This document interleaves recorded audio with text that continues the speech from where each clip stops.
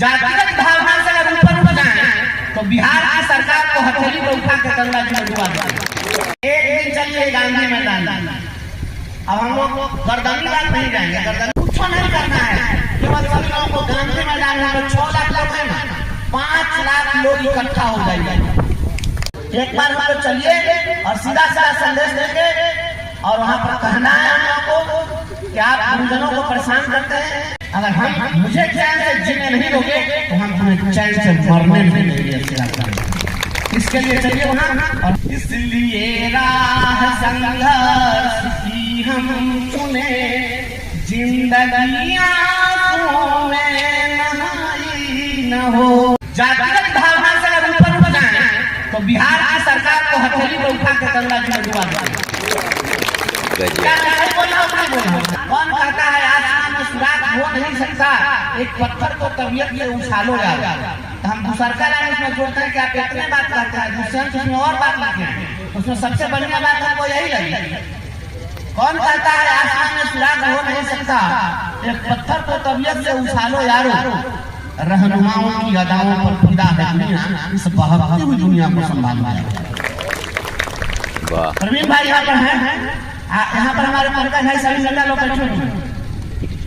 क्या हमारे जिला में प्रखंड में जितने नेता हैं वो जानते हैं, पहले में बात कीजिएगा तो सही सही बात करने नहीं, अन्ना नेता जो है यही सही बोल रहा है, यही संगठन अच्छा काम कर रहा है, लेकिन उसके साथ आप नहीं जाएंगे, काहे नहीं जाएंगे, उसका जिंदाबाद नहीं कर सकते हैं, जिंदाबाद करने की जरूरत भी नहीं है, तो साथ खड़ा हो जाए तो साथ खड़ा नहीं हो सकते। क्यों?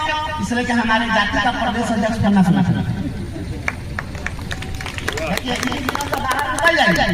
बाहर निकलिए और एक दिन अब आंदोलन करने से सरकार नहीं डरती है, अपना मत रहिएगा। मैं यहाँ पर बोल रहे थे कि हर वहाँ 38 जिला से 10 साल जाएंगे तो 380 लोग रुपए जाइए ना, 30 संगठन को बैठा हुआ है, ये टैक्स वाला लोग जो है बैठा हुआ है और डीलर लोग बैठा हुआ है हमारे यहाँ आ रहा है। चलिए वहाँ पर जाके क्या करेंगे, 300-400 लोग बैठ के वहाँ क्या कीजिएगा, कोई सुनने वाला नहीं है, सारे मीडिया को सेंसर किए हुए हैं, अखबार वाला भी कुछ नहीं चलाएगा, टीवी वाला भी कुछ नहीं चलाएगा, कुछ नहीं होगा। सरकार है चाहे पटना वाली हो चाहे दिल्ली वाली हो, सरकार है ना, जब लोकतंत्र जिस समय बना होगा तो लोकतंत्र की जब अवधारणा आई होगी तो लोग सोचेंगे कि लोगों में लोक लाज होगा तो लोकतंत्र चलेगा, जब लोक लाज रहेगा तभी लोकतंत्र चल सकता है। जहाँ पर लोक लाज खत्म हो जाए तो लोकतंत्र चलेगा। यहाँ किसी को कोई लोक लाज नहीं है, सरकार भी हाय के साथ सब बोलता है, इसलिए यहाँ में फर्क पड़ता है। सब नेता सब वोट से गिराता है, वोट लगा तो कोई भी नेता है ना अपना जनता से डराता है, ना वो अपना घर किसी से डराता है, किसी से नहीं डरता है, डरता है तो केवल वोट से डरता है। तो हम लोग भी वही चीज काम नहीं करें, हम लोग भी डरा गए। एक दिन चलिए गांधी मैदान, अब हम लोग गर्दनी बात नहीं जाएंगे, गर्दनी बात हम लोग जाते हैं तो डेट तय करते हैं कि ओपनिंग डे में हम लोग चलेंगे तो ऑफिस खुला रहेगा तो वार्ता हो जाएगा। आप फोटो खिंचा के दिखाएंगे कि वार्ता सफल नहीं, सरकार सकारात्मक सोच रही है, हम लोग करते हैं। प्रवीण जी यहाँ पर बैठे हैं, साक्षी हैं आपके लोग। जब मैं आंदोलन में बैठा तो कभी वार्ता करने के लिए ब्रजवासी अंदर कभी नहीं गया, प्रवीण जी को हमने भेजा था वार्ता करने के लिए, जबकि हमारे संगठन में कोई पदाधिकारी नहीं। आज जो कह रहे थे कि 6 महीना के बाद आंदोलन हुआ था, 6 महीने के बाद आंदोलन नहीं हुआ था।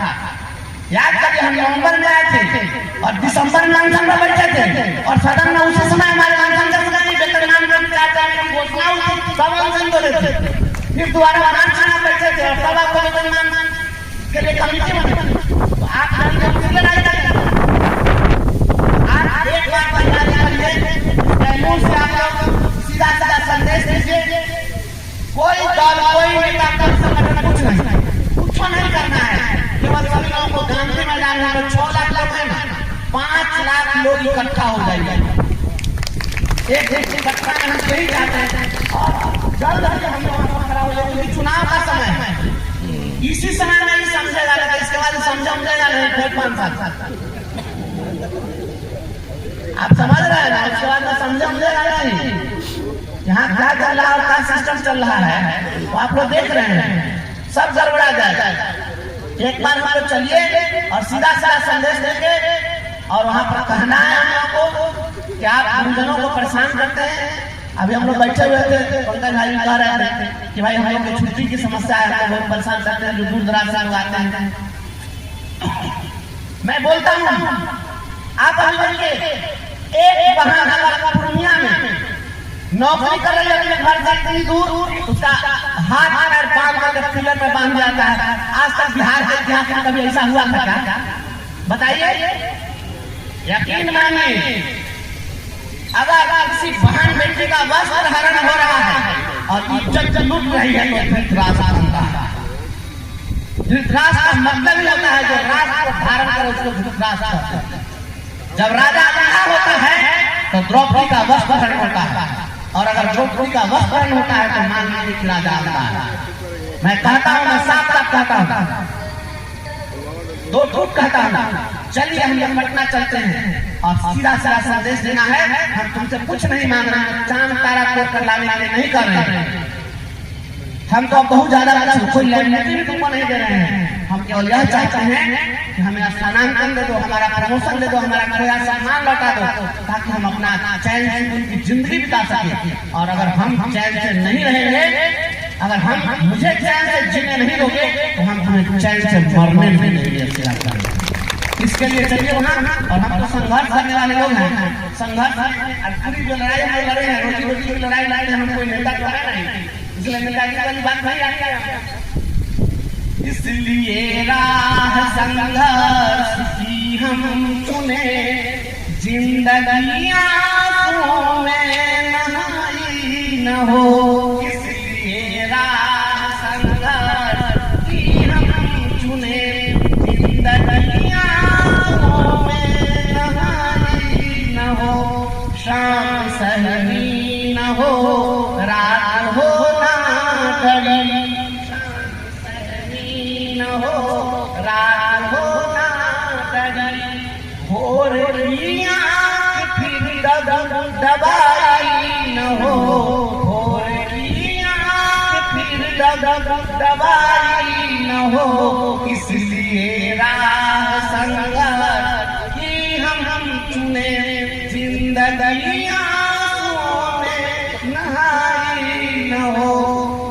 किसी के लिए मखमली बिस्तरा हो, किसी के लिए मखमली बिस्तरा, और